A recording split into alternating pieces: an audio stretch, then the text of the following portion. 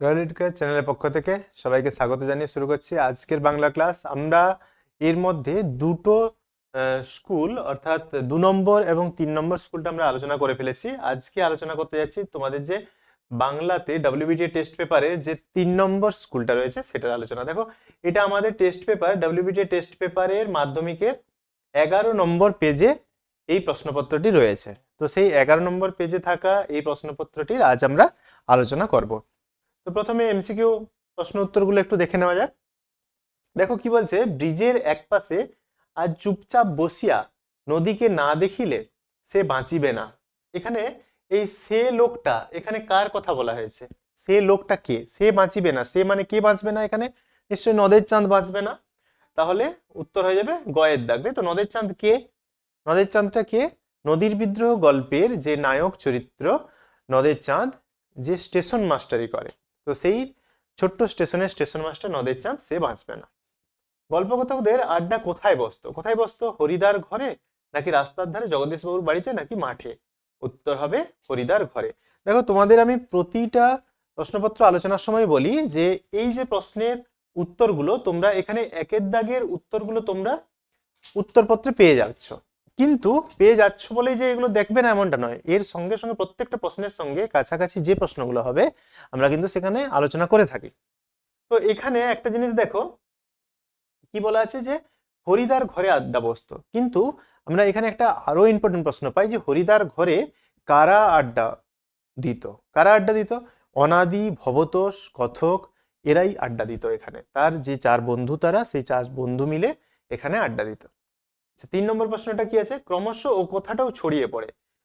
কথাটি হলো, কোন কথাটা ছড়িয়ে পড়ে? কোন গল্প থেকে নেওয়া হয়েছে? এটা জ্ঞানচক্ষু গল্প থেকে নেওয়া হয়েছে কথাটা। কোন কথাটা?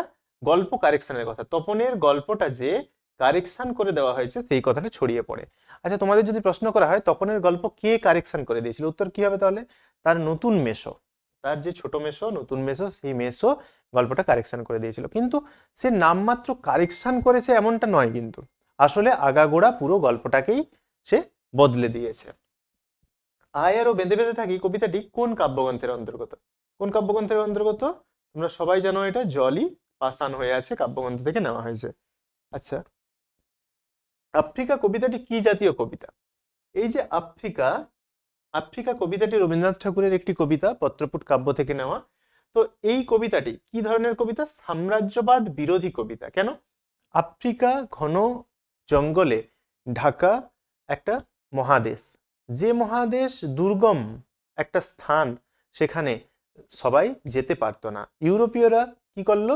যারা সাম্রাজ্যবাদী লোক, তারা কি করলো? একের পর এক সেখানে যেতে লাগলো, সেখানকার কাষ্ঠ সম্পদ, মানব সম্পদ সব কিছুকে তারা লুট করতে শুরু করলো। তাই তার বিরুদ্ধে রবীন্দ্রনাথ ঠাকুর এখানে প্রতিবাদ জানিয়েছেন। সেই কারণে এটার নাম কি হবে? সাম্রাজ্যবাদ বিরোধী এটা একটা কবিতা। আচ্ছা, আমরা পরের প্রশ্নে চলে যাব। পরের প্রশ্ন কি রয়েছে? 1-6 পর্যন্ত হয়ে গেল দেখো আমাদের। আচ্ছা, একটু 1 সেকেন্ড। হ্যাঁ, দেখে নাও। 1-6 কি বলছে? অসুখী একজন কবিতাটি অনুবাদ, অনুবাদ কবিতাটি নেওয়া হয়েছে। আচ্ছা, অসুখী একজন অনুবাদ কবিতাটি নেওয়া হয়েছে। এই যে অনুবাদ কবিতা, অসুখী একজন তো কবিতার নাম নয় আমাদের, এটা চিলিয়ান কবি লিখেছেন। তো বাংলা যে অনুবাদটা সেটা কোথা থেকে নেওয়া হয়েছে? সেটা কোথা থেকে নেওয়া হয়েছে? বিদেশি ফুলে রক্তের ছিটে, নবারুণ ভট্টাচার্যের লেখা বিদেশি ফুলে রক্তের ছিটে কাব্যগ্রন্থ থেকে নেওয়া হয়েছে।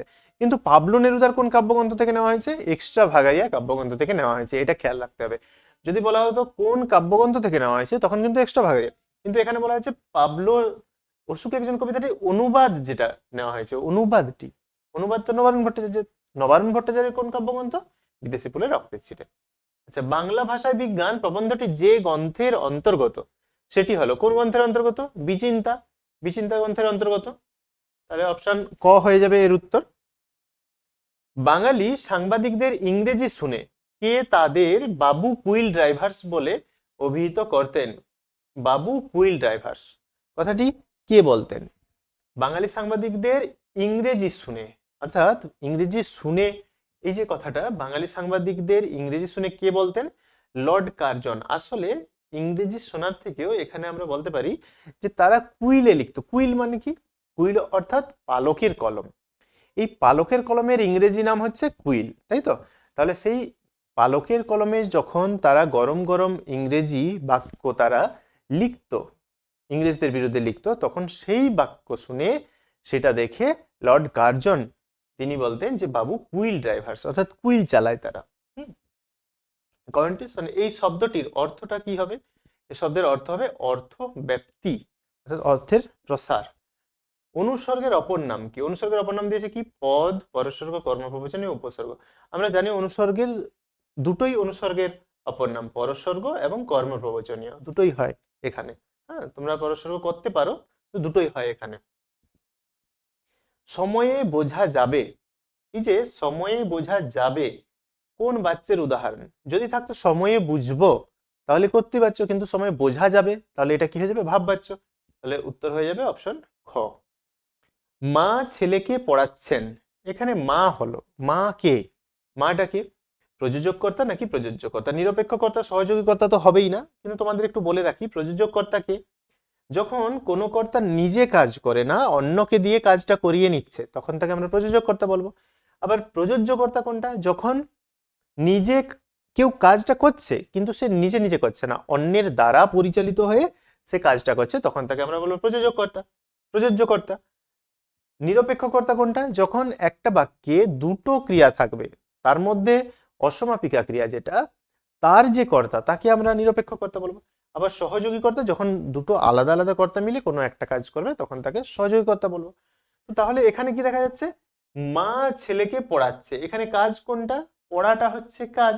এই পড়া কাজটা কে করছে? পড়া কাজটা ছেলে করছে, ছেলে পড়া কাজটা করছে, ছেলে পড়ছে। মা কি পড়ছে? মা পড়ছে না, মা পড়াচ্ছে। তাহলে পড়া কাজটা করছে ছেলে, কিন্তু কার দ্বারা পরিচালিত হয়ে করছে? মায়ের দ্বারা পরিচালিত হয়ে করছে, তাই মা হচ্ছে প্রযোজক কর্তা। ক্রিয়াপদ সর্বদাই সকর্মক বা দ্বিকর্মক হয় কোন বাচ্চে? উত্তর হয়ে যাবে ভাব বাচ্চে। পরের প্রশ্ন দেখো, 14 নম্বর প্রশ্ন, আমরা চলে যাব 14 নম্বর প্রশ্নে। আচ্ছা, সেকেন্ড একটু। হ্যাঁ, 14 নম্বর প্রশ্ন কি রয়েছে? নিচের কোনটি কর্মকর্তৃবাচ্য বলা যেতে পারে? প্রথম কথা, কর্মকর্তৃবাচ্য বলা যেতে পারে যে কোনো, কোন উদাহরণ দেখা আছে দেখার আগেই তোমাকে জানতে হবে কর্মকর্তৃবাচ্যটা কি জিনিস। যদি তুমি সেটা জানো তাহলে যাই উদাহরণ থাক না কেন, এগুলো না থাকলেও যাই থাক না কেন তুমি পারবে। কর্মকর্তৃবাচ্য কি? যখন কোনো বাচ্চে কর্তা অনুপস্থিত, কর্তা নেই, কিন্তু কর্ম রয়েছে, সেই কর্মটা কর্তার ভূমিকা পালন করছে, তখন কি হবে? তখন সেটাকে আমরা কর্মকর্তৃবাচ্য বলবো। তাহলে আমাদের এখানে যে উদাহরণগুলো রয়েছে সেখানে দেখতে হবে কোথায় কর্তা নেই এবং কর্মটা কর্তার ভূমিকা পালন করছে। শাঁখ বাজাও, শাঁখ বাজাও, এখানে কর্তা নেই ঠিক আছে, কিন্তু কাউকে বলা হচ্ছে যে শাঁখটাকে বাজাও, কর্ম কিন্তু প্রাধান্য পাচ্ছে না, এখানে শাঁখ প্রাধান্য পাচ্ছে না, কাউকে একজনকে অনুক্ত কর্তা, এখানে কর্তাটা উক্ত নেই কিন্তু কাউকে একজনকে বলা হচ্ছে। শাঁখ বাজানো হয়, বাজানো হয়, আমরা শাঁখ বাজাই, হ্যাঁ, বা আমাদের দ্বারা শাঁখ বাজানো হয়, এখানেও কর্তা অনুপস্থিত ঠিক আছে, কিন্তু অনুক্ত কর্তা, কর্তা কিন্তু রয়েছে। শাঁখ বাজে, এখানে শাঁখটা বাজে, কে বাজে? কর্তা আসছে কিন্তু শাঁখ বাজে, কিন্তু শাঁখ তো কর্ম, কি বাজে? তাই এটা হয়ে যাবে, এটা হয়ে যাবে কি? কর্মকর্তৃবাচ্য, কর্তা নেই এবং কর্মটাই কর্তার ভূমিকাটা পালন করছে। সমাস শব্দের অর্থ কি? সমাস শব্দের অর্থ কি? সমাস শব্দের অর্থ আমরা জানি সংক্ষেপ, এখানে সংক্ষেপকরণ দিয়েছে, অপশন খ এর উত্তরটা হবে। আচ্ছা, এবার আমরা চলে যাব 2 নম্বর প্রশ্নে। এসএকিউ প্রশ্নের উত্তরগুলোতে দেখো কি বলা আছে। সন্ন্যাসী হাসলেন আর চলে গেলেন, সন্ন্যাসী হাসলেন আর চলে গেলেন, কোথা থেকে নেওয়া হয়েছে লাইনটি? লাইনটি নেওয়া হয়েছে বহুরূপী গল্প থেকে, তাই তো? আচ্ছা, বহুরূপী গল্প, সুবোধ ঘোষের লেখা বহুরূপী গল্প থেকে এই লাইনটি নেওয়া হয়েছে। এখানে কি বলা আছে? সন্ন্যাসী কি দেখে হাসলেন আর চলে গেলেন। সন্ন্যাসী কি দেখে হাসলেন এবং চলে গেলেন? সন্ন্যাসী যখন চলে যাচ্ছেন জগদীশবাবুর বাড়ি থেকে, তখন জগদীশবাবু কি করলেন? 100 টাকার একটা নোট সন্ন্যাসীর ছোলার মধ্যে ফেলে দিলেন। তো সন্ন্যাসীর, এর আগে আমরা দেখেছি সন্ন্যাসী কিন্তু অর্থের প্রতি, সম্পদের প্রতি একটু তার কিন্তু মোহ মায়া রয়েছে, তাই যখন সে কাউকে পায়ের ধুলো তো দেয় না, যখন কাঠের খড়মে সোনার বোল লাগিয়ে তার পায়ের দিকে তুলে দেওয়া হলো, তখন সে পা বাড়িয়ে দিল। ঠিক সেরকম ভাবেই যখন তাকে অর্থ দেওয়া হলো সে কিন্তু খুশি হয়ে কি করলো? হাসলো। তাহলে প্রশ্নটা কি রয়েছে, কি দেখে সন্ন্যাসী হাসলেন এবং চলে গেলেন? তার ঝোলার ভিতরে যে 100 টাকা ফেলে দেওয়া হলো সেটা দেখে সে হাসলো এবং চলে গেল, হাসলেন এবং চলে গেলেন। পরের প্রশ্ন কি আছে, টিফিনের সময় একত্রে বসিয়া জলযোগ করিত উভয়ে কারা? কারা? অপূর্ব এবং রামদাস, তারা দুজনে একসঙ্গে বসে জলযোগ করত টিফিনের সময়। নতুন মেসোকে দেখে তপন কি জানতে পেরেছিল? নতুন মেসোকে দেখে তপন কি জানতে পেরেছিল? তপন আগে জানতো না যে লেখকরা সাধারণ মানুষের মতো মানুষ হয়। সে ভাবতো লেখকরা হয়তো কোনো ভিন গ্রহের কোনো মানুষ। তাই নতুন মেসোকে যখন দেখলো, সে যখন জানলো যে নতুন মেসো একজন লেখক, হ্যাঁ, তার লেখা বই ছাপানো হয়, তখন থেকে সে জানতে পারলো লেখকরা তার বাবা, কাকু, মামাদের মতোই মানুষ। পরের প্রশ্ন, 4 প্রশ্ন কি রয়েছে, নদের চাঁদের দেশের নদীটির রূপ কি রকম ছিল? নদের চাঁদের দেশের যে নদীটি, তার ক্ষীণ এবং দুর্বল স্রোতা সেই নদীটি ছিল, তার সেটা রোদের দিনে কি হতো, শুকনো হয়ে যেত, তাই তো? তাহলে ক্ষীণ দুর্বল স্রোতা একটি নদী ছিল সেটা। ইসাব এবং অমৃতের জামা অদল বদলের কাহিনীটি সবাইকে কে শুনিয়েছিল? ইসাব এবং অমৃত যে অদল বদল গল্পের দুই ছোট্ট কিশোর বালক, তারা দুই বন্ধু, তারা যে জামাটা, নিজেদের জামাটা অদল বদল করেছিল, এই গল্পটা কে শুনিয়েছিল প্রশ্ন রয়েছে। তো কে শুনিয়েছিল? উত্তর অবশ্যই হবে ইসাবের বাবা পাঠান এই গল্প গ্রামবাসীদেরকে শুনিয়েছিল, গ্রামবাসী পাড়াপড়শি মায়েদের দলকে শুনিয়েছিল, তাই তো? আচ্ছা, আমরা 2-এর দাগে চলে যাব। 2-এর যে প্রশ্নগুলো রয়েছে দেখো, সিন্ধু তীরে দেখি দিব্যস্থান, দিব্যস্থানটি কেমন ছিল? দিব্যস্থানটি তোমরা জানো সবাই, দিব্যস্থানটি কোথায় ছিল? সিন্ধু তীরে দিব্যস্থান ছিল। সেই দিব্যস্থানটি কি ধরনের ছিল প্রথমে জানতে হবে। কি ধরনের ছিল? সেখানে একটা পাহাড় ছিল সমুদ্রের পাড়ে, সেই পাহাড়ের কাছে যত সুলক্ষণযুক্ত ফলের গাছ এবং সুগন্ধি ফুলের গাছ, সৌরভযুক্ত ফুলের গাছ সব ছিল। সেখানে একটা বড় অট্টালিকা নির্মাণ করেছিল পদ্মা, সেটা নানা রত্নে সুশোভিত।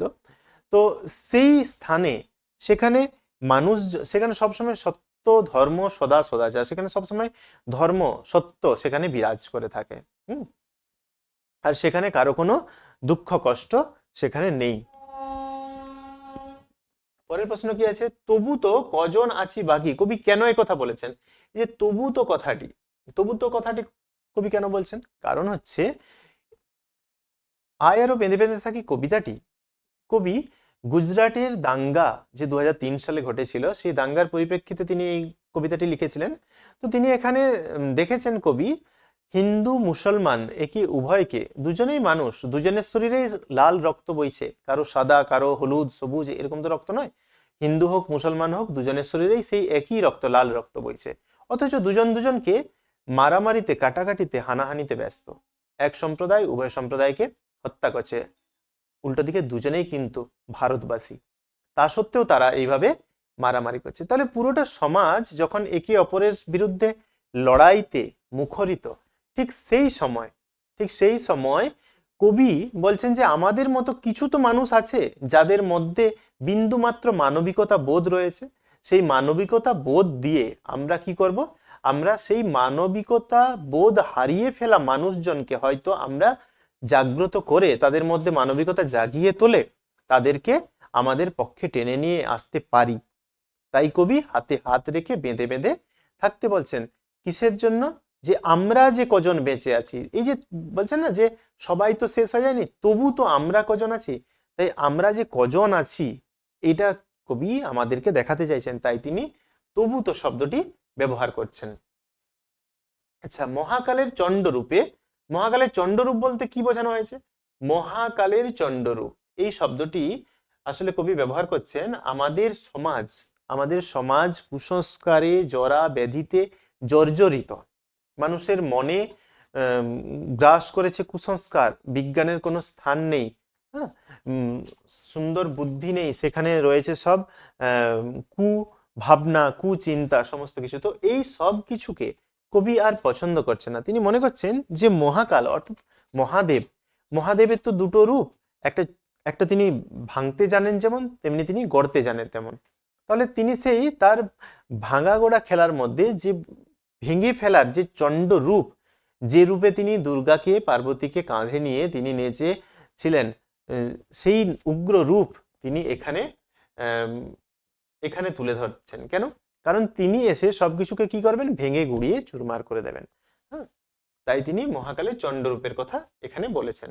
তো সেই চণ্ডরূপ দিয়ে তিনি এই যে সমাজে কুসংস্কার সবকিছুকে দূর করবেন এবং তিনি নতুন করে আবার সৃষ্টি করবেন, তাই মহাকালের চণ্ডরূপের কথা এখানে বলা হচ্ছে। আচ্ছা, বর্ম খুলে দেখো, বর্ম খুলে কি দেখার কথা বলা হয়েছে?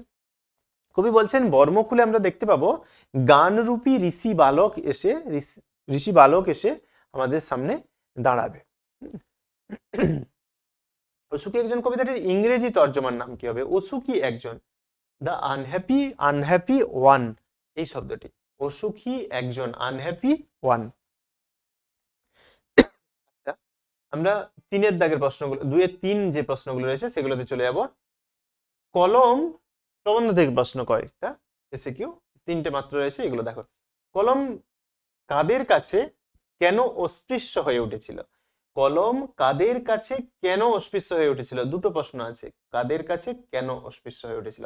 দেখো এই প্রশ্নগুলো যখন তোমরা লিখবে, একটাই প্রশ্ন মনে হচ্ছে, একটাই প্রশ্ন, কিন্তু রয়েছে দেখো দুটো প্রশ্ন, তাই তো? এটা আমাদের 3টি প্রশ্নের উত্তর 1 নম্বরে রয়েছে, কিন্তু তবুও তোমরা এটাকে প্যারা চেঞ্জ করে আলাদা করে লিখবে। কেন লিখবে? কারণ এখানে তো দুটো প্রশ্ন রয়েছে, দুটো প্রশ্নই তোমরা যে লিখেছো সেটা যাতে পরীক্ষক ভালো করে বুঝতে পারেন, তার জন্য দুটো প্যারা চেঞ্জ করে লিখতে হবে অবশ্যই। কলম কাদের কাছে অস্পৃশ্য? কলম পকেট মারদের কাছে অস্পৃশ্য, একটা লাইন হয়ে গেল। তারপর প্যারা চেঞ্জ করে লিখবে কেন তাদের কাছে আজ অস্পৃশ্য।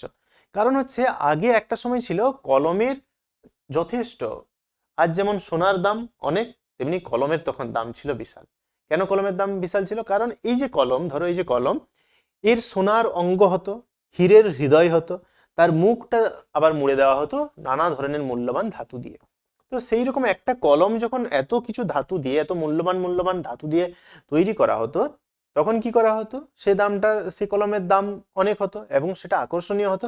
তাই পকেট মারদের লক্ষ্য থাকতো সবসময় কলমের দিকে। কিন্তু আজ কলম এতটাই সস্তার চূড়ান্ত হয়ে উঠেছে, এতটাই সস্তা হয়ে উঠেছে যে কলম তাদের কাছে আজ অস্পৃশ্য। আচ্ছা, পরের প্রশ্ন, সিজার যে কলমটি দিয়ে কাফকাকে আঘাত করেছিল সেটি কি? এটি হলো স্টাইলাস, তাই তো? রঞ্চেশ্বলাকার প্রস্তাবী নাম যেটা, সে স্টাইলাস। পারিভাষিক শব্দের অর্থ পাঠককে বোঝানোর জন্য কোন পদ্ধতি অবলম্বন করা উচিত? কোন পদ্ধতি অবলম্বন করা উচিত? যখন কোনো পারিভাষিক শব্দ, অর্থাৎ ধরো একটা ইংরেজি শব্দ, সেই ইংরেজি শব্দের যে বাংলা আমরা পরিভাষা তৈরি করছি, আমরা বাংলায় বিজ্ঞান পড়বো বলে, তো সেই বাংলা পরিভাষাটা পাঠককে বোঝানোর জন্য কি করতে হবে?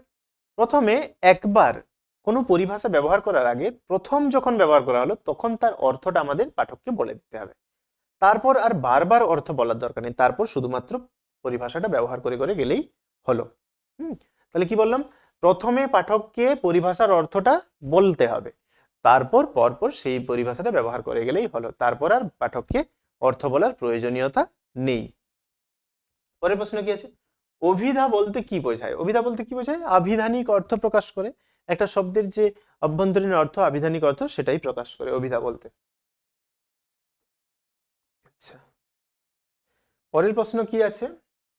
পরের প্রশ্ন ব্যাকরণ থেকে প্রশ্নগুলো দেখো কি বলছে। ক্রিয়ান্বয়ী কারকম কেন বলা হতো? পাণিনি বলেছিলেন ক্রিয়ান্বয়ী কারকম, কারকের সংজ্ঞা দিতে গিয়ে তিনি বলেছিলেন ক্রিয়ান্বয়ী কারকম। অর্থাৎ কারক কাকে বলি আমরা? ক্রিয়াপদের সঙ্গে অন্য পদের সম্পর্ককে আমরা কারক বলি। তো এই যে ক্রিয়ার সঙ্গে অন্বয় যুক্ত অর্থাৎ সম্পর্কযুক্ত পদগুলো কারক, তাই ক্রিয়ান্বয়ী কারকম বলা হয়। কর্তৃবাচ্য বিষয়টি উদাহরণ সহ বোঝাও। কি বলেছে? কর্তৃবাচ্য বিষয়টি উদাহরণ সহ বোঝাও। কর্তৃবাচ্যে কি হয়? খেয়াল রাখতে হবে আমাদের, কর্তৃবাচ্যে সবসময় কর্তার ভূমিকা প্রাধান্য পাবে। যে বাচ্চে কর্তার ভূমিকা প্রাধান্য পাবে এবং ক্রিয়া কর্তার অনুসারী হবে, তাকে আমরা কর্তৃবাচ্য বলে থাকি। যেমন কি বলা যেতে পারে? যেমন আমি ভাত খেলাম, এটা হচ্ছে কর্তৃবাচ্য। বা আমি বই পড়ছি, রাম বই পড়ছে, এটা কর্তৃবাচ্যের উদাহরণ। আচ্ছা, ক্রিয়া বিভক্তি কাকে বলে? ক্রিয়া বিভক্তি কাকে বলবো? যখন কোনো ধাতুর সঙ্গে বিভক্তি যোগ হয়ে সেই ধাতুটি ক্রিয়াপদে পরিণত হবে, তখন তাকে আমরা কি বলবো? ক্রিয়া বিভক্তি বলবো। কর্তৃবাচ্য ভাববাচ্যের প্রধান পার্থক্যটা কি? কর্তৃবাচ্যে আমরা জানি কর্তা প্রাধান্য পাবে, ক্রিয়া কর্তার অনুসারী বা অনুগামী হবে। ভাববাচ্যে কি হবে? ভাববাচ্যে ক্রিয়া প্রাধান্য পাবে, কর্তা নয়। এবং ভাবটাই তার প্রাধান্য হবে। আচ্ছা, নির্দেশক বলতে কি বোঝায়? নির্দেশক কি? উদাহরণসহ যখন কোনো কিছু ব্যক্তি, বস্তু বা বচন ইত্যাদি প্রকাশ করতে গেলে যে বর্ণ বা বর্ণগুচ্ছ আমরা ব্যবহার করে থাকি তাকে আমরা নির্দেশক বলি, যেমন টি, টা, খানা, খানি, এইসবগুলো। হ্যাঁ, আচ্ছা বহু আচ্ছা এখানে ছেড়ে দিলাম এই প্রশ্নটা। সরল বাক্য থেকে জটিল বাক্যে পরিবর্তনের একটি নিয়ম লেখো। দেখো, সবসময় মনে রাখবে সরল বাক্য একটা খণ্ড বাক্য থাকে, তাই তো? সরল বাক্য থেকে যখন তুমি জটিল বাক্য করবে তখন আমাদেরকে কি করতে হবে? একটি নিয়ম কি?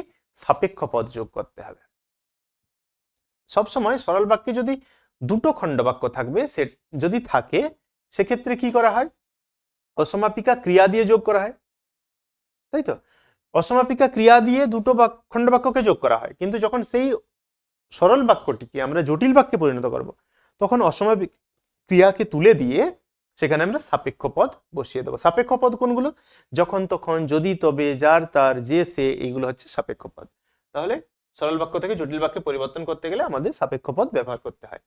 আচ্ছা, চরণ আশ্রিত, চরণকে আশ্রিত ব্যাস বাক্য সমাস, চরণকে আশ্রিত তৎপুরুষ সমাস। উপবন, বনের সদৃশ অব্যয়ীভাব সমাস। আচ্ছা, বহুব্রীহি শব্দের অর্থ কি? বহুব্রীহি শব্দের অর্থ কি? বহুব্রীহি শব্দের অর্থ আমরা জানি বহু ব্রীহি যার। ব্রীহি শব্দের অর্থ কি? ব্রীহি শব্দের অর্থ হচ্ছে ধান, অর্থাৎ অনেক ধান্য সম্পন্ন ব্যক্তি। যে ব্যক্তির অনেক ধান রয়েছে তাকে আমরা কি বলি? বহুব্রীহি বলি, বহুব্রীহি। বাক্য নির্মাণের শর্তগুলি, শর্তগুলি কি কি? বাক্য নির্মাণের শর্তগুলির হচ্ছে উদ্দেশ্য, উদ্দেশ্য না, যোগ্যতা, আকাঙ্ক্ষা এবং আসক্তি। এই তিনটি না থাকলে বাক্যকে নির্মাণ করা যায় না। এই তিনটি লাগে বাক্য নির্মাণ করতে গেলে। আচ্ছা, তারপর কি আছে? পরের প্রশ্ন বলা হচ্ছে আমার বুকের ভেতরেই। আচ্ছা, 3 নম্বর প্রশ্নে চলে এলাম। আমার বুকের ভেতরে যে সব তীর্থ, আমার বুকের ভেতরে যে সব তীর্থ, উক্তিটি কার? এই উক্তিটি কার জানার আগে জানতে হবে যে উক্তিটি কোথা থেকে নেওয়া হয়েছে, তবেই তো আমরা বলতে পারবো যে উক্তিটি কার। উক্তিটি সুবোধ ঘোষ রচিত বহুরূপী গল্প থেকে নেওয়া হয়েছে। তো যখন তোমরা 3 নম্বরের প্রশ্ন করবে, দেখো এখানে 1+2 আছে। এই যে 1+2, এখানে উক্তিটি যদি বলে দিই যে উক্তিটি বহুরূপী বিরাগীর বা বিরাগী ছদ্মবেশ ধারণকারী হরিদ্বার, তাহলে কিন্তু উত্তরটা সঠিক হচ্ছে না। যখন আমরা 3 নম্বরের প্রশ্ন লিখছি তখন কথার ছলেই, এখানে আমাকে জিজ্ঞেস করা হোক বা না হোক, কথার ছলে আমরা কোথা থেকে নেওয়া হয়েছে, কার লেখা, এই তথ্যগুলো আমরা কিন্তু এখানে দিয়ে রাখবো। তাহলে আমরা কি বলবো? আমরা অবশ্যই প্রশ্নটা শুরুতে বলবো যে প্রখ্যাত সাহিত্যিক সুবোধ ঘোষ রচিত বহুরূপী গল্প থেকে নেওয়া এই উদ্ধৃতাংশটি বা এই উক্তিটির বক্তা হলেন বিরাগী রূপ ছদ্মবেশ ধারণকারী হরিদ্বার। এরা চেঞ্জ করব, এরা চেঞ্জ করে কথাটির তাৎপর্য বুঝিয়ে দাও। এই কথাটা আমরা একটু সামান্য বড় করে লিখব। তাৎপর্য কি? এখানে কি বলা আছে কথাটা দেখো, আমার বুকের ভেতরে সব তীর্থ। তীর্থ কথার অর্থ কি? যে আমরা ধরো কোনো মন্দিরে যাচ্ছি বা কোনো সেরকম পবিত্র স্থানে যাচ্ছি যেখানে গেলে আমরা মনে করি যে আমরা পুণ্য সঞ্চয় হয় আমাদের, তাই তো? আমরা যে পাপ করি সেই পাপ দূর হয় এবং আমাদের পুণ্য সঞ্চয় হয়। তো সেই স্থানকে আমরা তীর্থ বলবো, কোনো দেবতার মন্দির বা কোনো পবিত্র স্থান। তো সেটা যখন হরিদাকে অর্থাৎ বিরাগীকে দেওয়া হলো 101 টাকা, তখন তিনি বললেন যে আমার তীর্থ ভ্রমণের প্রয়োজন নেই। কেন? কারণ আমার বুকের ভেতরে সব তীর্থ। আসলে কথাটার তাৎপর্য, এক গভীর তাৎপর্য রয়েছে। তাৎপর্যটা কি?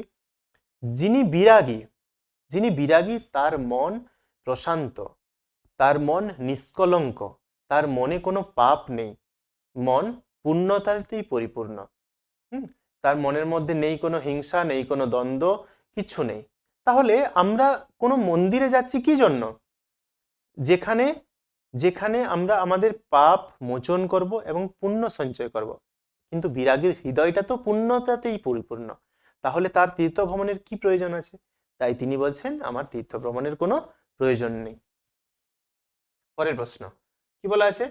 তুমি তো ইউরোপিয়ান নও, বক্তা কে? তুমি তো ইউরোপিয়ান নও, বক্তা কে? এই যে লাইনগুলো তুলে দেওয়া হয়েছে, আগে কিন্তু বুঝতে হবে লাইনটি কোথা থেকে নেওয়া হয়েছে। আবার সেই একই রকম ভাবে তোমরা লিখবে। এখানে দেখো দুটো প্যারা করে লিখতে হবে, এবং তোমাকে এখানে জিজ্ঞেস করা হয়নি যে কোথা থেকে নেওয়া হয়েছে, কার লেখা, কিছুই জিজ্ঞেস করা হয়নি। কিন্তু যেহেতু এটা প্রশ্নটা 3 নম্বরের, তাই তোমাকে অবশ্যই বলতে হবে কোথা থেকে নেওয়া হয়েছে। তাহলে তুমি বলবে যে কথাশিল্পী শরৎচন্দ্র চট্টোপাধ্যায় রচিত পথের দাবি গল্পে যে ট্রেন যাত্রাকালে যে আমরা পুলিশকে পাই, বর্মা সাব ইন্সপেক্টরকে পাই, সেই তিনি একথা বলেছেন। প্যারা চেঞ্জ করে আবার কি করবে, কখন কথা বলেছিলেন? তুমি তো ইউরোপিয়ান নও। আসলে অপূর্ব প্রথম শ্রেণীর প্যাসেঞ্জার। অপূর্ব যখন ভামো যাচ্ছিলেন তখন তিনি ট্রেনে ফার্স্ট ক্লাসের প্যাসেঞ্জার ছিলেন। তো তিনি ভেবেছিলেন যে খাওয়া দাওয়া করার পর তিনি রাত্রে নিশ্চিন্তে কোন রকম নির্ভাবনায় তিনি কি করবেন, শান্তিতে ঘুম দেবেন। তাই তিনি শুয়েও পড়েছিলেন। কিন্তু তারপর তাকে তিনবার সেই পুলিশ এসে তাকে তোলে এবং নামধাম সব লিখে নেয়। তো যখন অপূর্ব প্রশ্ন করেন যে আমি প্রথম শ্রেণীর প্যাসেঞ্জার, আমাকে কেন এইভাবে বিরক্ত করা হচ্ছে, তখন তিনি উত্তর দেন, তুমি তো ইউরোপিয়ান নও, তোমাকে চাইলে আমরা টেনে নামাতে পারি। আচ্ছা, আমরা পরের প্রশ্নে চলে যাব। 3 দাগে দেখো, আয় আরো বেঁধে বেঁধে থাকি, কবির এই আহ্বান কেন? আয় আরো বেঁধে বেঁধে থাকি, কবির এই আহ্বান কেন? কবির আহ্বান এখানে, এটাও 3 নম্বরের প্রশ্ন। তোমাকে কথার ছলে বলতে হবে কার লেখা, কোথা থেকে নেওয়া হয়েছে, সেই লাইনটুকু লিখে তারপর তোমাকে এই উত্তরটা লিখতে হবে। তো এখানে কি লিখবে, কবি এই আহ্বান কেন করছেন, বেঁধে বেঁধে থাকার আহ্বান কেন করছেন? বেঁধে বেঁধে থাকা অর্থাৎ কি? বেঁধে মানে কি দড়ি দিয়ে বেঁধে দেওয়া? না, আসলে বেঁধে বেঁধে থাকা অর্থাৎ হাতে হাত রেখে দলবদ্ধভাবে একজোট হয়ে জোটবদ্ধভাবে বেঁধে থাকা।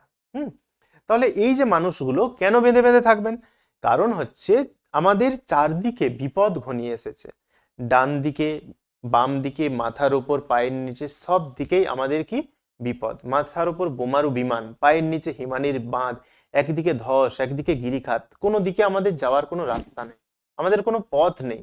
কবি বলছেন আমাদের কোনো দিকে যাওয়ার কোনো পথ নেই, কিন্তু আমরা কজন মাত্র বেঁচে আছি। এই যে কজন বেঁচে আছি, শুভবুদ্ধি সম্পন্ন কয়েকজন মানুষ বেঁচে আছে, আমাদের কি করা উচিত? আমাদেরকে যদি বেঁচে থাকতে হয়, এই সমাজটাকে যদি বাঁচিয়ে রাখতে হয়, তাহলে আমাদেরকে কি করতে হবে? আমাদেরকে একজোট হতে হবে। আমরা এই যে ছিন্ন ভিন্ন ভাবে, আলাদা আলাদা ভাবে অবস্থান করছি, এতে সমাজের কোনো মঙ্গল হবে না। আমরা যদি রুখে দাঁড়াতে পারি অন্যায়ের বিরুদ্ধে, আমরা যদি কয়েকজন একজোট হয়ে হাতে হাত রেখে এক পথে লড়াই করি, মানবিকতা বোধ সম্পন্ন আমরা যে মানুষগুলো রয়েছে, তারা যদি, যাদের মানবিকতা হারিয়ে গেছে, তাদেরকে যদি আমরা বোঝাতে পারি, তাহলে কি হবে? এই সমাজটা বেঁচে যাবে, এই পৃথিবীটা রক্ষা পাবে। তাই তিনি বলছেন আমাদেরকে কি করতে হবে? বেঁধে বেঁধে থাকতে হবে, অর্থাৎ একজোট হয়ে দলবদ্ধভাবে থাকতে হবে। আচ্ছা, পরের প্রশ্ন, আমার শুধু একটা কোকিল, বক্তা কে? আমার শুধু একটা কোকিল, বক্তা কে? বক্তা হচ্ছেন এখানে কবি। অবশ্যই অস্ত্রের বিরুদ্ধে গান কবিতার কবি হচ্ছেন কবি। তিনিই বলছেন যে আমার শুধু একটা কোকিল, গান বাঁধবে সহস্র উপায়ে। তাহলে কোকিল শব্দটি ব্যবহারের অন্তর্নিহিত তাৎপর্য কি? তিনি এই কবিতায় আরো দুটো পাখির কথা বলেছেন। কি কি পাখি? শকুন এবং চিল। আমরা শকুন এবং চিল এই দুটো পাখিকে একটু হিংস্র রূপে পাই। তারা উড়তে থাকে কিসের জন্য? মাংসের জন্য। তারা ভাগাড়ে খুঁজে বেড়াতে থাকে কোথায় মরা পশু রয়েছে, জীবজন্তু রয়েছে, তাদের জন্য। কিন্তু কোকিল কি করে? কোকিল বসন্তকালে আমাদের মিষ্টি সুরে গান শুনিয়ে মন ভরিয়ে তোলে। তাহলে এই যে শকুন এবং চিল, তারা একদিকে হিংস্রতার প্রতীক এবং কোকিল একদিকে ভালোবাসার প্রতীক। তাই তিনি এখানে কোকিল শব্দটি এখানে তিনি ব্যবহার করেছেন। না হলে তিনি অন্য কোনো পাখির কথাও বলতে পারতেন, কিন্তু কোকিল এক বসন্তকাল, তার উপরে আবার কোকিলের মিষ্টি সুমধুর সুর, তা মানুষকে মোহিত করে তোলে। তাই তিনি এখানে ওই দুটো পাখির বিপরীতে কোকিলকেই ব্যবহার করলেন। আচ্ছা, পরের প্রশ্নে চলে যাচ্ছি। অমৃত ও ইসাবের পরস্পরের প্রতি ভালোবাসার গল্প শুনে তাদেরও বুক ভরে গেল। তাদের বলতে কাদের কথা বলা হয়েছে? অমৃত ও ইসাবের পরস্পরের প্রতি ভালোবাসার পরিচয় লিপিবদ্ধ করো। এটা 5 নম্বরের প্রশ্ন, আমি সংক্ষেপে এটা আলোচনা করে দিচ্ছি। কিন্তু তার আগে তোমাদের একটা প্রশ্ন রইল, তোমরা বলবে এই যে লাইনটি অমৃত ইসাব, এটা তো অদল বদল গল্পে রয়েছে, অদল বদল গল্পের লেখকের নাম কি এবং সেই লেখক কোন কোন ভাষার লেখক, তিনি কোথাকার লেখক? এই প্রশ্নটার উত্তর তোমরা কমেন্ট করে অবশ্যই জানাবে। কি বললাম প্রশ্নটা আরেকবার বলছি, অদল বদল গল্পের লেখকের নাম কি এবং তিনি কোন ভাষার লেখক? হুম, আচ্ছা, তাদের বলতে কাদের কথা বলা হয়েছে? অমৃত ইসাবের পরস্পরের প্রতি ভালোবাসা তাদের বুক ভরে গেল। তাদের বলতে এখানে পাড়াপড়শি মায়ের দলের কথা বলা হয়েছে। তারা যখন গল্পটা শুনলো তখন তাদের বুক আনন্দে ভরে গেল। অমৃত ও ইসাবের পরস্পরের প্রতি ভালোবাসার পরিচয় লিপিবদ্ধ করো। তাহলে এখানে তাদের ভালোবাসার পরিচয়টা কিভাবে পাওয়া যায়? দেখা যায় যে অমৃত এবং ইসাব দুই বন্ধু, তারা তাদের সবকিছু এক, শুধু পার্থক্য একটা জায়গাতেই, যে অমৃতের মা বাবা ভাইরা রয়েছে, ইসাবের শুধুমাত্র তার বাবা রয়েছে। এছাড়া তারা একই স্কুলে পড়ে, তাদের দুজনেরই বাবার জমি জায়গা সমান সমান, দুজনকেই অভাবে পড়লে ধার করতে হয়। হুম, পাশাপাশি দুটো বাড়ি রয়েছে দুজনের। তো এই সব কিছু এই সব কিছু সমান সমান যেমন, তেমনি তাদের বন্ধুত্বটাও দুজনের কিন্তু খাঁটি, দুজনের সমান সমান, দুজনেই একজন অপরজনকে যথেষ্ট পরিমাণে ভালোবাসে। তাই আমরা দেখতে পাই যখন ইসাব একটা নতুন জামা কেনে, অমৃত জামার জন্য বায়না করে, তারপর দুজন একই রকম জামা কেনার পর তারা যখন হোলির দিনে পড়ন্ত বিকেলে তারা হাত ধরাধরি করে একটা ছেলেরা যেখানে খেলছে সেখানে গেল, তখন অমৃতকে কি করলো? অমৃতকে কালিয়া নামের একটি ছেলে টেনে নিয়ে গিয়ে তাকে মাটিতে ফেলে দিল। সবাই চিৎকার করে উঠলো ছেলেরা, যে কালিয়া লড়াইতে জিতে গেছে, অমৃত হেরে গেছে। এটা সহ্য করতে পারলো না ইসাব। এই যে ইসাব সহ্য করতে পারলো না, তার বন্ধুকে ফেলে দেওয়া হলো, এটাই অমৃতের প্রতি ইসাবের একটা ভালোবাসার পরিচয়। তাই সে সঙ্গে সঙ্গে গিয়ে কালিয়াকে ল্যাং মেরে ফেলে দিল এবং তারা ফিরে এলো। এখানে আমরা কার ভালোবাসার পরিচয় পেলাম? ইসাবের ভালোবাসার পরিচয়। এবার আমরা দেখতে পাবো অমৃতের ভালোবাসার পরিচয়। অমৃতের কি ভালোবাসা আমরা দেখতে পাচ্ছি? যখন ইসাব অমৃত দুজনে বাড়ি ফিরে আসছে, সেই সময় তাদের চোখ গেল ইসাবের যে জামাটা, সেই জামার পকেট 6 ইঞ্চি পরিমাণ ছিঁড়ে গেছে। তখন তাদের দুজনেরই কিন্তু ভয় লাগছে। কেন ভয় লাগছে? কারণ ইসাবের বাবা ইসাবকে প্রচুর পেটায়। তাকে যে কোনো সময় ইসাবের একটু দোষ হওয়া মানেই তাকে প্রচুর মারধর করে। তো সেই সময় অমৃত আর ইসাব তাদের যে গোয়াল ঘরের যে গলি ছিল সেই গলিতে ঢুকলো এবং অমৃতের মাথায় একটা বুদ্ধি খেলে গেল। সে সঙ্গে সঙ্গে বলল যে এক কাজ কর, জামাটা খোল। প্রথমে ইসাব বুঝতে পারছিল না জামাটা কেন খুলতে বলছে। তারপর ইসাব এবং অমৃত দুজনে জামা বদলে ফেললো। কেন বদলে ফেললো? কারণ ইসাবকে তার বাবা যদি জামাটা দেখতে পায় প্রচুর মারবে। তাহলে এটা ইসাবের প্রতি অমৃতের ভালোবাসার পরিচয়। তাহলে আমরা ছেলের দলের কাছে দেখতে পেলাম যখন অমৃতকে মারলো, তখন ইসাব গিয়ে কালিয়াকে মারলো, কালিয়াকে ফেলে দিল, সেটা ইসাবের ভালোবাসার পরিচয়। এবং জামা বদলে ফেলার ঘটনাটা অমৃতের ভালোবাসার পরিচয়। এইভাবে দুজনের প্রতি আমরা বন্ধুত্বের যে ভালোবাসা সেটা আমরা দেখতে পাই। আচ্ছা, পরের প্রশ্ন কি আছে? আজ তোমাদের একটি জবর খেলা দেখাবো। বক্তা কে? বক্তা কে? এখানে বক্তা হলেন হরিদা, তাই তো? বহুরূপী গল্পের নায়ক চরিত্র হরিদা, সুবোধ ঘোষ রচিত বহুরূপী গল্পের নায়ক চরিত্র হরিদা এই কথাটি বলেছেন। বক্তা যে জবর খেলা দেখিয়েছিলেন তা পাঠ্য গল্পানুসারে বর্ণনা করো। আমি এটা এত বড় করে বলছি না, তো তোমরা জানো কাহিনীটা, ছোট্ট করে একটু বলে দিই তবু। যে বক্তা যে জবর খেলা দেখিয়েছিল, কি জবর খেলা দেখিয়েছিল? বক্তা যখন শুনলো, বক্তা অর্থাৎ হরিদা যখন শুনলো যে জগদীশবাবুর বাড়িতে একটা সন্ন্যাসী এসেছে, অথচ সেই সন্ন্যাসীটা কাউকে পায়ের ধুলো দিচ্ছেন না, কিন্তু তার পায়ের ধুলো পাওয়ার জন্য জগদীশবাবু কিন্তু গভীর অধীর আগ্রহে তিনি অপেক্ষা করে আছেন। তো সেই সন্ন্যাসীটার পায়ের ধুলো কেন নেওয়াটা খুব জরুরি? কারণ সন্ন্যাসী নাকি বছরে একটি মাত্র হরিতকি খায়, আর কিছুই তিনি খান না। তার বয়স 1000 বছরেরও বেশি, আবার হিমালয়ের গিরিগুহায় তিনি থাকেন। তাহলে যথেষ্ট নামী একজন ভালো সন্ন্যাসী, তাই তার পায়ের ধুলো তো নিতেই হয়, তার পায়ের ধুলো নিলে পুণ্য সঞ্চয় হবে। তাই যখন সন্ন্যাসী চলে যাচ্ছেন তখন জগদীশবাবু তাকে 100 টাকা দিয়েছিলেন। তো এই গল্পটা শুনে হরিদার মনে একটা ফন্দি হরিদার মনে একটা ফন্দি চলে আসে। তো তিনি কি ফন্দি করেন? তিনি তার বন্ধুদেরকে, ভবতোষদেরকে বলেন যে রাত্রে উপস্থিত থাকবে, আমি দেখাবো, একটা জবর খেলা দেখাবো। তিনি বললেন যে এবার মারিত গন্ডাল লুটিত ভান্ডার, অর্থাৎ আমি একবারে যা ঝেড়ে নেব সারা বছর তাতে চলে যাবে। যে তিনি কি করলেন, বিরাগী সাজ গ্রহণ করলেন। কিরকম বিরাগী সাজ? হাঁটু পর্যন্ত একটা সাদা উত্তরীয়, সারা শরীর খালি শরীর, কিছু নেই, ছাইভস্য মাখা, পায়ে ধুলি লেগে আছে, কাঁধে একটি ঝোলা, ঝোলার ভেতরে গীতা, হাতে কমণ্ডলু, চিমটে, মৃগচর্মের আসন, এই সব নিয়ে তিনি গিয়ে পৌঁছালেন কোথায়?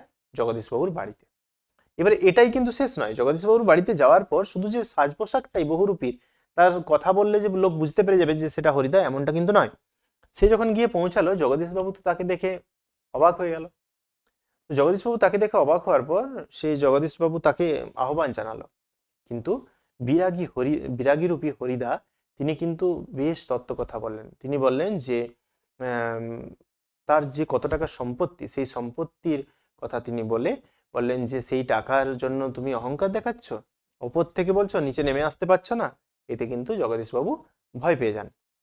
তারপর জগদীশবাবু তাকে অনেক অনুনয় বিনয় করেন যে তার বাড়িতে কদিন থেকে যাওয়ার জন্য, তার সেবা নেওয়ার জন্য। কিন্তু তিনি বলেন, অর্থাৎ বিরাগী বলেন যে ঈশ্বরের দেওয়া খোলা আকাশ থাকতে থাকতে তিনি কেন একজন বিষয়ের দালানের মধ্যে তিনি থাকবেন। এই কথা বলার পর তিনি যখন এক গ্লাস শুধুমাত্র জল চান, তারপর তিনি যখন চলে যাবেন, তখন জগদীশবাবু বলেন যে তিনি শান্তি পাবেন না, কিছু হোক না হোক তাকে যেন কিছু কথা হলেও শুনিয়ে যান। তখন বিরাগী রূপী হরিদা বলেছিলেন, জন ধন যৌবন এগুলো কিছুই না, এগুলো কিছুই না। তো এইভাবে তিনি যে সাজ পোশাক গ্রহণ করেছিলেন এবং জগদীশবাবুর বাড়িতে যে কথাগুলো তিনি বলেছিলেন, তাতে কিন্তু জগদীশবাবু ঘুণাক্ষরেও টের পাননি যে সেটা বহুরূপী হরিদা। তো এই জবর খেলাটির কথা এখানে বলা হয়েছে। পরের প্রশ্নে আমরা চলে যাব। দেখো, আচ্ছা, 5-এর দাগের প্রশ্নগুলোতে আমরা চলে যাব। কি বলা আছে এখানে? 5-এর 1 দেখো, ঘুচাবো এ অপবাদ বোধি রিপু কুলে। এ অপবাদ বলতে কি বোঝানো হয়েছে? অপবাদটা কি এখানে? অপবাদ কি? এখানে মনে আছে একটা লাইন, ঘুচাবো এ অপবাদ বোধি রিপু কুলে, একটা লাইন মনে আছে যে শত্রুদল বেড়ে স্বর্ণলঙ্কা, হেথা আমি বামাদল মাঝে। এই যে কথাটা, যখন ইন্দ্রজিৎ কি করেছেন? আচ্ছা, পুরো প্রশ্নটা বলি। এ অপবাদ বলতে কি বোঝানো হয়েছে, সেই অপবাদ ঘোচাতে বক্তা কি করেছিলেন? আচ্ছা, আমাদেরকে প্রথম প্রশ্নটা, এই অপবাদ বলতে কি বোঝানো হয়েছে, এটা আমাদের ছোট্ট করে লিখতে হবে। এটা বেশি বড় করা যাবে না, কারণ এটার জন্য 1 মার্কস নির্ধারিত রয়েছে। সেই অপবাদ ঘোচাতে বক্তা কি করেছিলেন সেটার জন্য 4 মার্কস। তাহলে আমাদেরকে এটা বেশি বড় করা যাবে না। অপবাদ ঘোচাতে, অপবাদ বলতে কি বলা হয়েছে না, তার ভাই বীরবাহুকে রাঘব মেরে ফেলেছে, যুদ্ধে বীরবাহু মারা গেছে এবং পিতা রাবণ যুদ্ধে যাওয়ার জন্য প্রস্তুত হচ্ছে। অথচ ইন্দ্রজিৎ প্রমোদ কাননে বামাদের সঙ্গে সখীদের সঙ্গে বসে আছে। এটাই একটা অপবাদ। এই অপবাদের কথা এখানে বলা হয়েছে। আচ্ছা, সেই অপবাদ ঘোচাতে বক্তা কি করেছিলেন, এটাকে আমাদের একটু বড় করে লিখতে হবে। বক্তা কি করলেন? বক্তা সঙ্গে সঙ্গে বললেন, হুঙ্কার ছেড়ে বললেন যে আনো রথ ত্বরা করি, অর্থাৎ তাড়াতাড়ি রথটাকে নিয়ে এসো, রথ তাড়াতাড়ি আনো। যেই তিনি রথ আনলেন, যেই রথ এলো, অমনি তিনি রথে চড়ে বসলেন। রথে চড়ে বসার সঙ্গে সঙ্গে তার স্ত্রী প্রমীলা সঙ্গে সঙ্গে ছুটে এসে বলছেন যে কোথা প্রাণ সখে রাখি এ দাসিরে চলিলা আপনি। তাহলে এই এই প্রাণ সখা তুমি এই দাসীকে রেখে তুমি কোথায় চললে? তখন সে ইন্দ্রজিৎ কি জানাচ্ছে যে তোমার কল্যাণে, যুদ্ধে নাশ করবে কাকাকে, রামচন্দ্রকে নাশ করে ওই প্রমীলারই কল্যাণে তিনি কি করবেন, ফিরে আসবেন কিছুক্ষণের পরে। তো তাই তাকে বিদায় জানাতে বলছেন, কিন্তু সে তো ছাড়তে রাজি নয়। সে বলছে, বারবার করে বলছে যে যখন চলে যায়, একটা হাতি যখন রাত্রে অবস্থান করে কোথাও, তার পায়ে কি হয়, লতা জড়িয়ে যায়। তারপর হাতিটা যখন যায়, লতাকে খুলে দিয়ে যায় না, লতা ছিঁড়ে যায় ঠিক আছে, কিন্তু হাতির পায়েই থাকে। তাই সে বলছে যে তাকেও যেন স্থান দেওয়া হয়, তাকেও যেন সঙ্গে নিয়ে যাওয়া হয়। কিন্তু ইন্দ্রজিৎ তাতে রাজি হয়নি। সে সঙ্গে সঙ্গে কি করলো, তার প্রমীলাকে বিদায় জানিয়ে সে উঠে পড়ল। সে গগনে উঠে পড়লো সেই রথ নিয়ে। তারপর তার ধনুকে চিলার যে টঙ্কার ধ্বনি, সেই টঙ্কার ধ্বনিতে কাঁপিলা জলধি কাঁপিলা লঙ্কা, অর্থাৎ লঙ্কা এবং সমুদ্র, জলধি অর্থাৎ সমুদ্র কেঁপে উঠলো। তো তো সেই যে কেঁপে উঠলো, কেঁপে ওঠার পর সে গিয়ে নামলো কোথায়? ইন্দ্রজিৎ গিয়ে নামলো স্বর্ণলঙ্কাতে। যখন স্বর্ণলঙ্কাতে গিয়ে নামলো, নামার পর সেখানে কি হলো?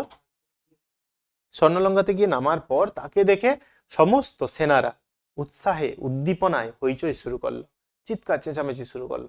এরপর সবাই খুশি হলো। তারপর তিনি কি করলেন? তিনি যুদ্ধে গেলেন।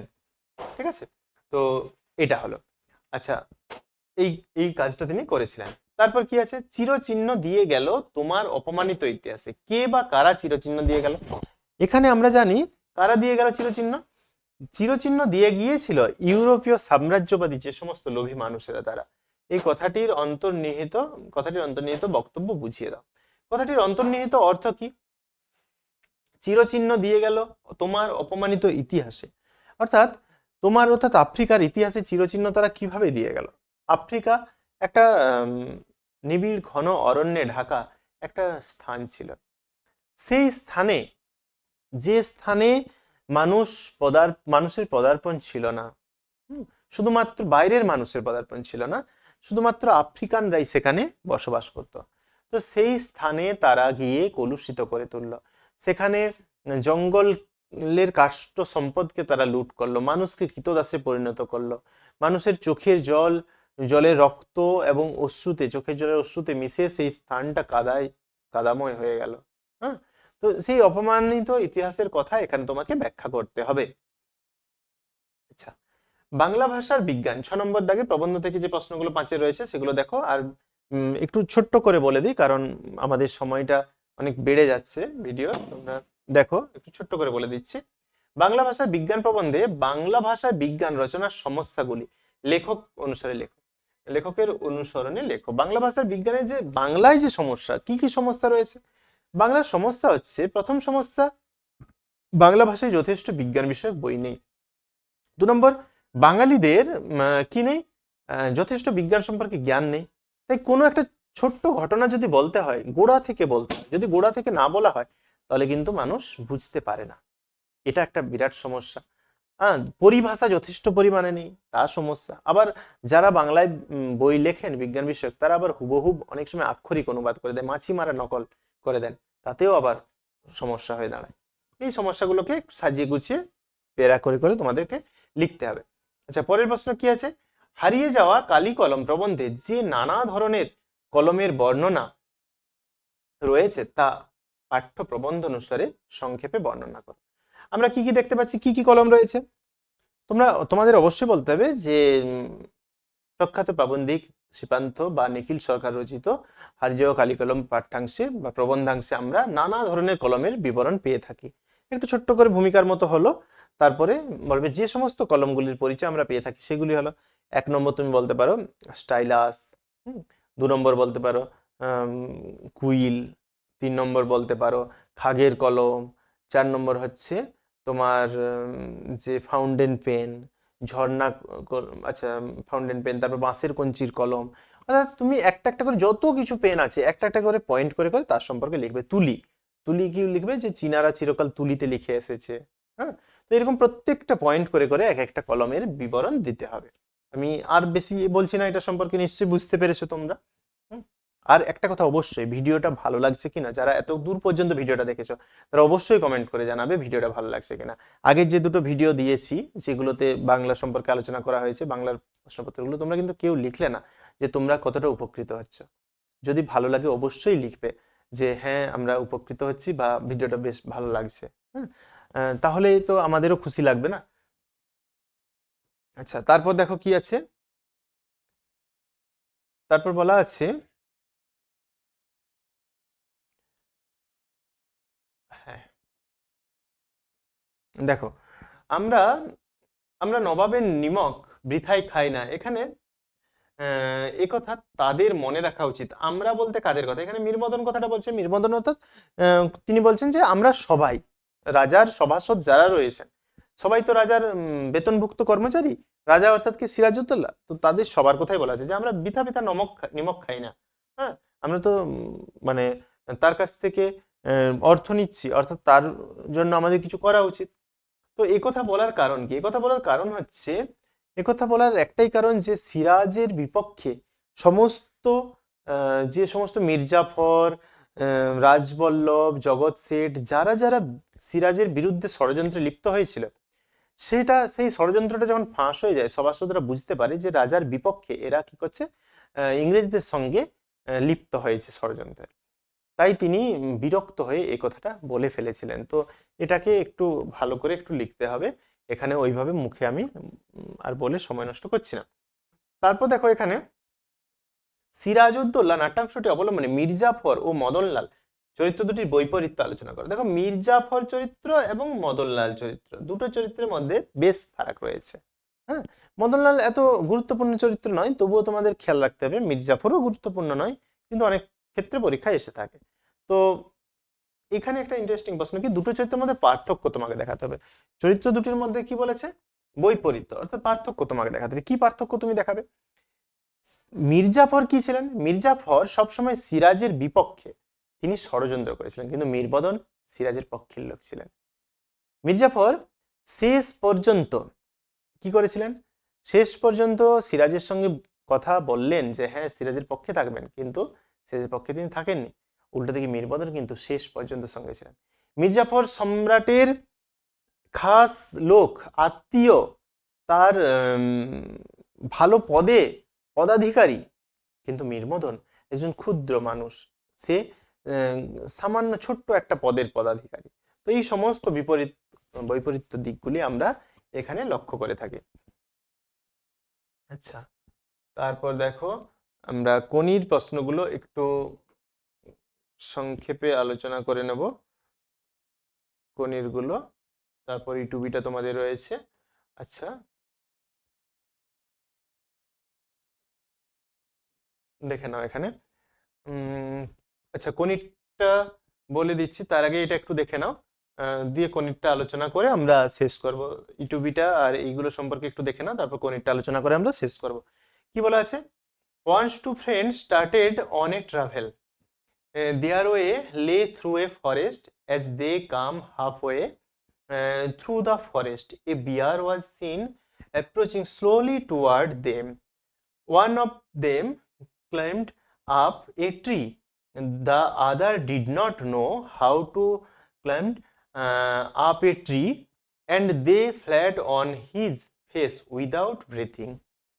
তাহলে এটা একটা গল্প, তোমরা সবাই জানো যে একদা কি করছিল না, দুজন বন্ধু তারা কি করছিল, একটা ভ্রমণ করছিল, একটা স্থানে গিয়েছিল। তো দেয়ার ওয়ে লে থ্রু এ ফরেস্ট, তারা জঙ্গলের মধ্যে প্রবেশ করেছে। এমন সময় কি হলো, সেখানে অর্ধেক রাস্তা তারা গেছে জঙ্গলের মধ্যে, এমন সময় একটা ভাল্লুক তাদের দিকে স্লোলি টুয়ার্ড দেম, তাদের দিকে ধীরে ধীরে ধীরে ধীরে এগিয়ে আসছে তারা দেখতে পেল। ওয়ান অফ দেম, আচ্ছা, একজন কি করলো না, একটা গাছের ওপরে চড়ে গেল, উঠে পড়লো। আদার ডিড নট নো, অন্যজন জানে না যে কিভাবে গাছে চড়তে হয়, অন্যজন জানে না। এবং সে কি করলো, লে ফ্ল্যাট অন হিজ ফেস, সে উল্টো দিকে সে মুখ ফেলে সে শুয়ে পড়লো, এবং উইদাউট ব্রিথিং সে কি করলো, সে নিঃশ্বাস না নিয়ে উল্টো দিকে মুখ করে সে মাটিতেই পড়ে থাকলো। এই গল্পটা তোমরা সবাই জানো প্রায়। তো এরকম যদি গল্প থাকে তোমাদের ক্ষেত্রে একটু সুবিধা হবে। তো এটা সম্পূর্ণ নির্ভর করছে তোমার ইংরেজিটা জানার উপরে। যাই হোক, এটাতে 4 নাম্বার রয়েছে, এটাকে কিন্তু খেয়াল করবে অবশ্যই যেন করতে পারো। 4 নাম্বারটাও কিন্তু কিছু কম নয়। আচ্ছা, তারপর আচ্ছা কোনিরটা, আচ্ছা কোনিরটাই আগে তোমাদের বলে দিই, তারপর বাকিটা। হঠাৎ কোনির দু চোখ জলে ভরে এলো। কোনি কে? এটা নিশ্চয়ই তোমরা জানো, তোমাদের আর বলার অপেক্ষা রাখে না, এই প্রশ্নটা আলোচনা করছি না। কোনি এই অবস্থার কারণ কি ছিল এটা আর বলছি না। আচ্ছা দেখো, এটা বলছি না, কোনি কে, এগুলো তোমরা সবই জানো। আচ্ছা, সময় নষ্ট করছি না এটা নিয়ে। 8-এর 2টা দেখো, দারিদ্র ও বঞ্চনার বিরুদ্ধে কোনির যে লড়াই তার সংক্ষেপে লেখো। দুটো জিনিস দেখো, এক হচ্ছে দারিদ্র, দুই হচ্ছে বঞ্চনা। এই দুটোর বিরুদ্ধে কোনি লড়াই করেছিল। দারিদ্রতা কি, কোনি কিভাবে দারিদ্র ছিল? সে তার বাবা প্রথম মারা যায়, তারপর তার দাদার হাল ধরে সংসারে, কিন্তু কোনিরা এতজনের একটা পরিবারকে সে চালাতে পারছিল না, তার দাদা। তার দাদাও শেষে মারা যায়। অবশেষে কার উপরে গিয়ে দায়িত্ব পড়ে? সম্পূর্ণ দায়িত্ব গিয়ে পড়ে কোনির উপর। কোনি ক্ষিতীশের স্ত্রী লীলাবতী, তার যে দোকান প্রজাপতি, সেই দোকানে 50 টাকা বেতনে কাজ করতে থাকে। হুম। এবং ক্ষিতীশ কিছু কাপড়ের কাটা নিয়ে গিয়ে পৌঁছে দেয় তার কনির মায়ের কাছে, সেখান থেকেও কিছু রোজগার হয়। তো এইভাবে তার সংসার চলতে থাকে খুবই কষ্টে, ক্ষিতীশের সহায়তায় খুবই কষ্টে তার সংসার চলতে থাকে। তো এই দারিদ্রতার বিরুদ্ধে লড়াই করে কোনি কিন্তু একদিন উন্নতির চরম শিখরে পৌঁছেছিল। সে সকালবেলা সাঁতার কাটতে যেত, ক্ষিতীশ তাকে হাড় ভাঙা পরিশ্রম করাতো। হাড় ভাঙা পরিশ্রম করার পর সে এসে ঝাঁট দিত, শাটার খুলতো। কোথাকার? প্রজাপতি দোকানে, লীলাবতীর যে দোকান প্রজাপতি টেরার দোকান, সেখানে শাটার তুলতো, ঝাঁট দিত, হ্যাঁ, সবকিছু পরিষ্কার পরিচ্ছন্ন করতো। তো সেই সব কাজ করতো, তারপর গিয়ে লীলাবতীর ওখানে খাওয়া দাওয়া করতো, বাড়ি যেত। তো এইভাবে সে প্রচুর পরিশ্রম করেছে এবং সে রোজগার করে সংসার চালিয়েছে। এমনকি সে এতটাই দরিদ্র ছিল যে হাঁটা প্রতিযোগিতায় সে নাম দিয়েছিল সামান্যতম পুরস্কারের লোভে। তো এইটা তার দারিদ্রতার পরিচয়। বঞ্চনা কি? কনিকে বঞ্চনা করা হয়েছিল। প্রথম প্রথম বঞ্চনা, যেটা এতটা গুরুত্বপূর্ণ না কিন্তু সেটাও ছিল বঞ্চনা। কনিকে জুপিটার সুইমিং ক্লাবে জায়গা দেওয়া হয়নি। তার সাঁতার পরীক্ষা নেওয়ার পরেও তাকে জুপিটার সুইমিং ক্লাবে স্থান দেওয়া হয়নি। তাকে আর সেখানে কমলাদিঘিতে সাঁতার কাটার জায়গা নেই এই অজুহাতে, সেখানে হাত পা ছোঁড়ার জায়গা নেই, প্রচুর ছেলে মেয়ে, এই বছর আর ভর্তি নেওয়া যাবে না, এই নিয়ে তাকে কি করেছিল, অন্যায়ভাবে তাকে ওখানে জায়গা দেয়নি। তারপরে কোনো রকমে তাকে তো বেঙ্গল, আচ্ছা, তারপরে আবার কি করেছে বঞ্চনা, যখন জুপিটারের যখন একটা বাৎসরিক যে একটা খেলার আয়োজন হতো সাঁতার প্রতিযোগিতা, সেই প্রতিযোগিতাতেও কনিকে নাম দিতে দেওয়া হয়নি। তারপর যদি বা স্টেট চ্যাম্পিয়নশিপ, যে আচ্ছা স্টেট চ্যাম্পিয়নশিপ পড়েছিল, আচ্ছা যদি বা ন্যাশনাল চ্যাম্পিয়নশিপে বেঙ্গল টিমের হয়ে কনিকে জায়গা দেওয়া হলো, সেটাও আবার কার কার জন্য? প্রণবেন্দু বিশ্বাসের জন্য। হ্যাঁ, হিয়া মিত্রের যে কোচ, সেই তার জন্য, বালিগঞ্জ সুইমিং ক্লাবের। না হলে সেখানেও কনির জায়গা হতো না। যদি বা সে গেল মাদ্রাজে যাওয়ার পরেও তাকে কি করা হলো না, দলে রাখা হলো না, তাকে খেলতেই দেওয়া হলো না, রিজার্ভ বেঞ্চে তাকে বসিয়ে রাখা হলো। অবশেষে অমিয়ার যখন শরীর অসুস্থ হলো, বাধ্য হয়ে কনিকে নামতে হলো, সেখানে সে কিন্তু জয়লাভ করলো। তো এইভাবে দারিদ্রতা এবং বঞ্চনা কাটিয়ে উঠে কনি কিন্তু উন্নতির শিখরে পৌঁছেছিল। এখানেই তার লড়াই আমরা দেখতে পাই। পরের প্রশ্ন, কোনি উপন্যাস অবলম্বনে অমিয়া চরিত্রটি সংক্ষেপে লেখো। দেখো, খুব ভালো একটা প্রশ্ন। আমরা সবসময় খেয়াল করি ক্ষিতীশের চরিত্র, লীলাবতীর চরিত্র, হ্যাঁ, তারপর কনির চরিত্র, কিন্তু অমিয়া চরিত্র এইগুলো তো আমরা ভালো খেয়াল করি না। কিন্তু বাই চান্স ধরো তোমাদের এরকম প্রশ্ন পড়ে গেলো, তখন কি ছেড়ে আসবে? কখনোই ছেড়ে আসবে না।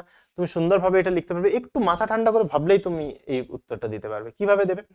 প্রথম কথা হচ্ছে, প্রখ্যাত সাহিত্যিক মতিনন্দী রচিত। কিভাবে লিখবে দেখো বলছি একটু। প্রখ্যাত সাহিত্যিক, আর বেশি সময় নেব না তোমাদের এটা আলোচনা করার পর, এটা দু এক কথা বলে দিয়ে ভিডিওটা শেষ করব। একটু শুনে নাও অমিয়া চরিত্রটা, কিন্তু তোমরা মুখস্থ করতে হবে না, একটু শুনলেই কিন্তু তোমরা লিখতে পারবে। একটু মানে কিভাবে ভেবে তোমরা লিখবে সেটা আমি শুধু বলে দিচ্ছি। প্রথমে লিখবে, প্রখ্যাত ঔপন্যাসিক মতিনন্দী রচিত কোনি উপন্যাসের এক অপ্রধান বা এক নারী চরিত্র অমিয়া, যাকে যে বেঙ্গলের বেঙ্গল রেকর্ড যে হোল্ড করে আসছে দীর্ঘদিন ধরে, যে ক্ষিতীশকে সহ্য করতে পারে না বলে জুপিটার ছেড়ে কোথায় চলে গেছে, অ্যাপেলোতে চলে গেছিল। আবার ক্ষিতীশ যখন অ্যাপেলোয় যায় তখন সেখান থেকে সে বেরিয়ে এসেছে। তো সেই অমিয়া চরিত্রটির যে সমস্ত গুণাবলী আমরা উপন্যাসে পাই, সেগুলি হলো, হাইফেন দেবে, দিয়ে 1-2 করে পয়েন্টগুলো লিখবে।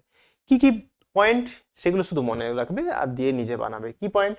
প্রথম হচ্ছে, সে একজন অহংকারী, তাই তো? সে নিজে অহংকারী। কিভাবে অহংকারী? সে বলেছিল যে যদি কনিকে সে কখনো পায় তাহলে কনি তার পা ধোয়া জল খাবে। এই কথাটাই তার অহংকারের পরিচয় দেয়। 2 নম্বর পয়েন্ট কি করতে পারো, যে সে দক্ষ সাঁতারু ছিল বলেই তো সে এতদিন ধরে বেঙ্গল রেকর্ড হোল্ড করেছে। 3 নম্বর কি?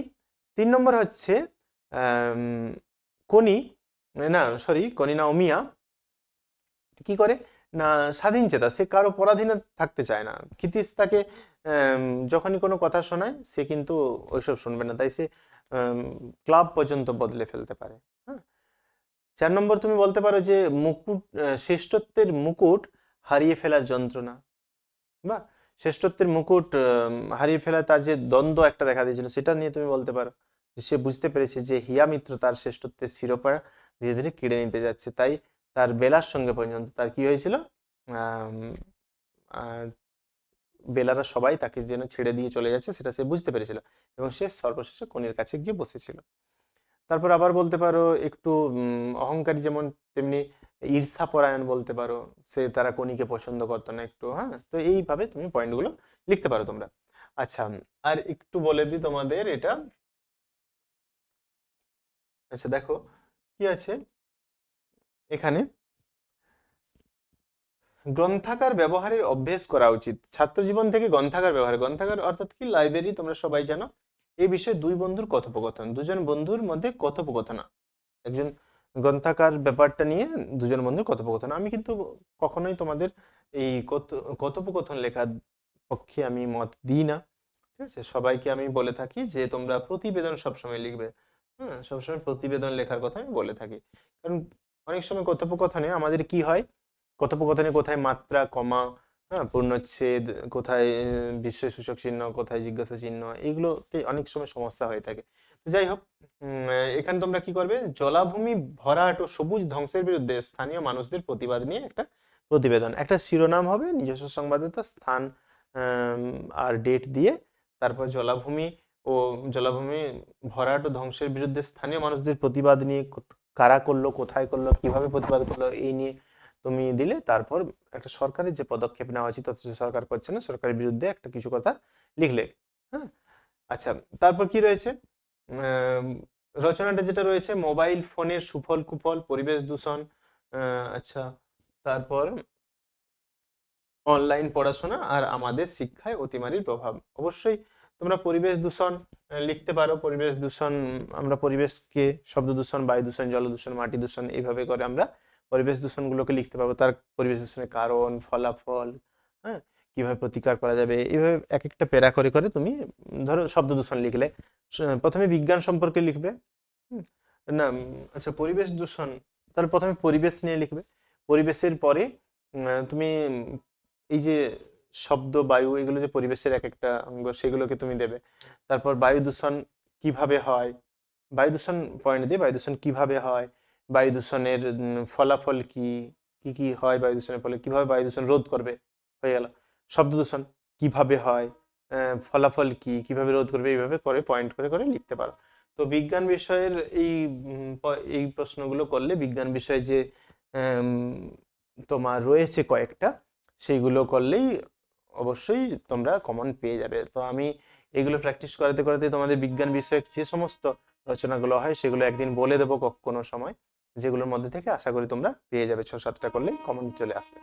তো এই ছিল আজকের আলোচনা। যদি ভালো লাগে আমি অবশ্যই চাইবো তোমাদের কাছ থেকে একটা লাইক বাটন, এবং অবশ্যই কমেন্ট করে জানাবে যে ভালো লাগছে কিনা। হ্যাঁ, তোমরা যদি ভালো লাগে যদি লেখো, আমরাও সেখানে একটু খুশি হই, এবং তোমাদের পরের ভিডিও দিতে আমাদেরও ভালো লাগে। তো এটা ছিল তোমাদের 3 নম্বর স্কুলের। খুব তাড়াতাড়ি আমি 4 নম্বর স্কুল নিয়ে তোমাদের কাছে চলে আসবো। শেষ পর্যন্ত দেখার জন্য অসংখ্য ধন্যবাদ।